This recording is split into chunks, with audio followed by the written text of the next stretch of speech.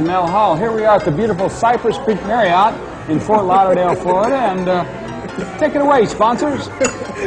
You ain't got a brain. Oh man, they got pretty good food here, huh? All right, they got some pretty good food. Good rolls.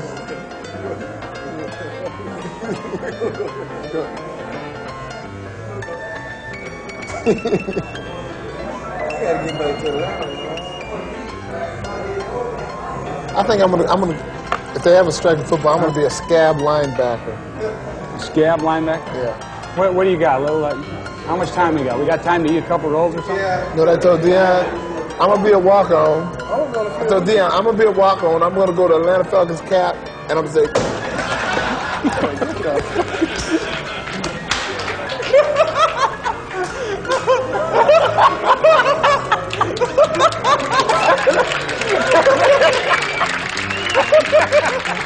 That was about a 4. Hey, D, that was about 418, wasn't it? He made that 10 yards. So give me a stage, so this Bullwinkle here can rage. And though I'm getting fat, I can still pull a rabbit out of my hat. That's entertainment.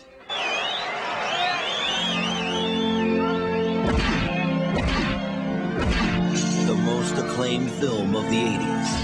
Martin Scorsese and Jay Ward's Raging Bullwinkle. Is it done? Don't overcook it. I don't like it well done. It defeats its own purpose. What are you doing? Get it over here. It's burnt to a crisp. Put it down. You want your steak? Here's your steak. You bother me about a steak? The greatest boxing movie ever made, says Dudley Do-Right. I watched it 5 times in a row, said the moose from Northern Exposure. Wrap it around your hand. Fucking wacko, you. Go ahead. Hit me with everything you got. You throw a punch like you take it up the ass. Hit me again. Harder. Harder. Ah, it's enough, you fuck. Your antlers are bleeding everything. What's your proof? Never before have moose and motion picture had such impact. Hey, that's smart. Raging Bullwinkle. Get away from me, you're a sick fucking moose. I just want to ask you one thing. Why'd you fuck Boris? Why'd you do it? Why'd you do it? No, get away. Why'd you do it? Why'd you do it? Why'd you fuck them? I fucked them all. What do you want me to say? What do you mean you fucked? Who'd you fuck? Tommy, Salvi, Rocky, Boris. I sucked Mr. Peabody's cock. What do you want me to say? You sucked Mr. Peabody's cock? Come on, hit me with everything you got, you fucker! Come on! 2 antlers up. Martin Scorsese and Jay Ward's Raging Bullwinkle. Ooh. Hey.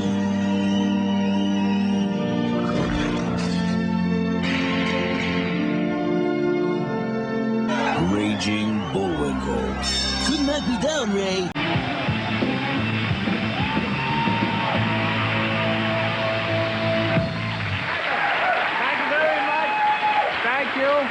I appreciate it. Thank you. Thank you. Okay. Basketball season really going hot and heavy now, isn't it? Oh, yeah. Like to do a little impression for you. Will Chamberlain scored 100 points in one basketball game. That's a lot of points for one game, isn't it? 100 points, one game. I'd like to do an impression for you. This is the 4 other fellows on the team with Wilt during a timeout. Hey, I'm open, man. What are you doing?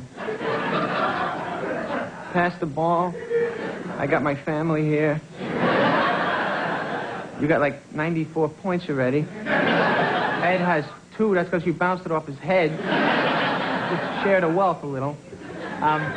Here's my impression of the coach on the other team. Who's covering Wilt? Well, stay on him. I believe he's hot. Yeah, feel nice. I like to say hi to I got a girlfriend right now. How are you? My girlfriend, I got a very smart girlfriend. I'm not that smart, so it's kind of off balance having a smart girlfriend. Our conversations are weird. She's like, your slightest touch propels me into a universe of passion where you rule benevolently over all my emotions. And I'm like, you got big jugs. They're big, and I like them. I like looking at them. They're big. I don't think I have a girlfriend. I don't see us breaking up. I'm not going to break up with her. She'd have to break up with me just because I'm not good at breaking up. It's too difficult. I can start a breakup, but once I make eye contact, you know, I just feel so bad. I just can't finish up. I'm like, I just think that we're kind of young and we got to experience a little more things, you know. Maybe we should start seeing other movies because we've been seeing so many French comedies. Maybe a nice action film. Back living in New York. New York, known for a lot of strange people. This guy came up from behind me recently and put a machete to the back of my neck, and he goes, "Hey, what's more packed with peanuts, a Snicker bar or a Baby Ruth?" And I was like, wow, this guy's a little whacked in the head here, you know. Of course it's a Snicker bar, you know. How can you ask that question? It's that the thing. It's a campaign packed with peanuts, Snickers satisfied, you know. It's the whole thing. I can deal with a machete. It's just the stupidity of that question. It's just, you know, I'm just every bite you take with a Snicker bar, you're going to hit a peanut. It's just loaded with them. It's got so many peanuts. I'm not saying one's better than the other. I mean, if I want caramel and nougat and just a few peanuts, of course I'm going to get, you know, a Baby Ruth, but just, guy could have saved a lot of money, you know. He must have spent like $40 or $50 on a machete. Could have spent $1 for 2 candy bars. You bite into both. And Snicker bar, I think it's even difficult not to hit a peanut, you know, just there's so many peanuts. Well, Elvis Presley is alive and well, everybody. He's about 8 inches tall right now. He lives in my refrigerator right behind the ketchup bottle. And the other day I came home a little earlier than usual, and I opened up the refrigerator door, and Elvis was running away with this big head of lettuce that I just bought like a couple of days before. And I was like, what are you doing, man, with my lettuce, you know? Because I like lettuce. Lettuce is good for your sandwiches. You bite into a sandwich without lettuce, it's kind of boring and bland. But when you get the lettuce on there, you get the crunch and stuff. You know it's going to be a good sandwich. So I was like, what are you doing, man, with my lettuce? And Elvis gets all defensive. He's like, I'll do anything I want. I'm the king of rock and roll. I just, you know. So I go, I just want my lettuce, man. And all of a sudden he bolts to the back of the refrigerator. There's a part of the refrigerator where I can't reach. He's right out of my reach. And he's kind of like sticking his chest out because he's getting real cocky because I can't grab him. And he's spinning the lettuce on his finger. And leaning back, you know. Starts humming Love Me Tender. And I go, Love Me Tender, I don't even like that song very much. And he goes, oh, yeah, you don't like that song. That song made me a lot of money. I was like, well, why don't you buy your own lettuce then, you know, if you got so much money, you know? Then the little chuck wagon guy lives in my house, too. The chuck wagon guy's always running through my house in the middle of the night, waking everybody up. Hi-ya! Hi-ya! Take it easy. So one night, I just set a trap up in my house to get the guy, because I was laying in my bed, I set the trap up, and he starts running through the kitchen like 2 in the morning, waking me up, you know. Hi-ya! I don't care about anybody, I'm the chuck wagon guy. If I'm not sleeping, nobody's sleeping. So the trap was like little hay in the corner of the kitchen, and the horse chewed some of the hay, and it got to a certain level, and a guillotine just came down and snapped the horse's head off. And I took the horse's head and put it in Elvis's bed like the Godfather. And I was like, why don't you start paying a little rent money now, Elvis? And, you know, with Hitler, the more I learn about that guy, the more I don't care for him. I can't... Yeah.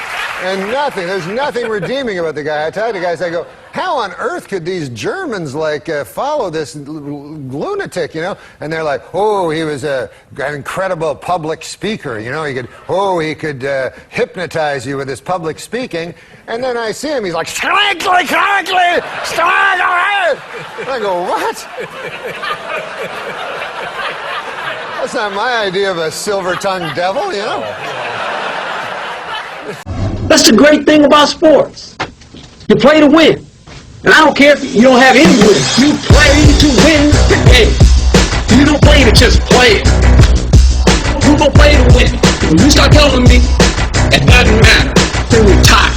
Get out. We couldn't do diddly-poo offensively. We couldn't make a push down. We couldn't run the ball. We didn't try to run the ball. We couldn't complete a pass. We sucked. We sucked. You play to win the game. That's better. You don't play to just play it. Perform like that. You go play to win. And you start telling me We suck. it doesn't matter, then we're tired. You kidding me? Playoffs? What's that? Playoffs? You kidding me? Playoffs? Playoffs? That's pitiful. Playoffs? I just hope we can win a game. Get off my coach's backs. Get off the players' backs. I'm responsible for the whole thing. I'm responsible for the whole thing. Okay? The Bears are who we thought they were. That's why we took the damn field. Now, you wanna crown them? They crown their ass. They are who we thought they were. And we let them off the hook. I told you what I'm gonna do now. Now you wanna what I'm gonna do? Some contingency of that. Wanna know what I'm gonna do? Contingency of that. All of which are hypothetical. I'm the coach of the team. I was out who's playing. I was out who plays, when they play, where they play. That's why we took the damn field. That's why we took the damn field. What next? You play to win the game. I want winners. You don't play to just play it. I want people that want to win. This is how I believe, okay? I'm from the old school. Our formula is this. We go out, we hit people in the mouth, number one. Number two, we cannot give them the game. Number three, we suck. I tell you the truth. Right now, that person is not sold out to be a part of this team. Cannot play with them. You play to win the game. Cannot win with them. Playoffs? Hello? Cannot coach with them. That is so much crap. Can't do it. You play to win. You don't know what we're trying to do. You guys don't look at the films. You don't know what happened. You really don't know. You think you know, but you really don't know. And you never will. I'm getting on the damn heat with everybody, each and every one of y'all hammering my tail. I don't coach that way. I don't coach them to do that type of thing. You think I got your IQ, buddy? I don't coach that way. You think I got your IQ, buddy? Zero. I don't really care. I gotta tell you the truth. I know I'm smarter than that. You play to win the game. Playoffs? You don't play to just play it. You go play to win. When you start telling me it doesn't matter, then we're tired. Get out. Yesterday's yesterday, today's today, tomorrow will be tomorrow. Playoffs? Thanks, Coach. What did you do any political stuff in your act at all? I know you touch on what's going on in the country and Yeah, a little bit. I was doing it. As you know, well, this Sunday, I guess, is the 2-month anniversary of the Hands Across America. That's right. Which You is were involved in that. hard to believe that just 8 weeks ago we had a homeless problem in this country, and now it's solved. Well, you know what? No, you see, no, it's a wonderful thing, and I don't mean to make fun. But you know, this pop psychology approach we have to socialism, this is how people think we affect social change now. Right. When we want social change in America, what do? We hold a rock concert, we walk from Needles, California to Union City, New Jersey, we have a comedy show. See, it's amazing nobody's thought to use our best tool for social change. It's called voting. Yes. You know, could we vote once in a while? Do I really have to stand in a ditch up to my neck in water holding hands with Robert Blake to accomplish something now? You know, that's what it comes All to. good causes, but sometimes a simplistic approach. Oh, yeah, and sometimes it's so obvious, like, you know, I'm watching the news, and all these countries seem to hate us. You know, you see all these countries, these signs. Now, we just seem like nice people. I don't know. And I had something happen to me the other day that made me kind of understand why, especially why some poor countries don't like us. I went to Toys R Us to buy my nephew a present, and I see piles and piles of this toy, Mr. Potato Head. How do you explain to the other half of the world that's starving that in America we grow food for amusement purposes? How do you explain to little Kimba somewhere, see the potato, Kimba? Oh, Kimba, eat potato. No, Kimba, you don't want to eat the potato. You put this little... Blocks. Sometimes you just don't feel like playing. Maybe it was my inner psyche or spirit saying that we just don't want to do this today. But I had definite times when I just literally was like a fish out of water with a football suit on the sideline, and almost falling asleep. Nothing, the crowd, the coaches, the fact that there was this large black fellow pointing at me, did not do anything to me. Except when I saw the faces of these other psychotic individuals I worked with and realized that, okay,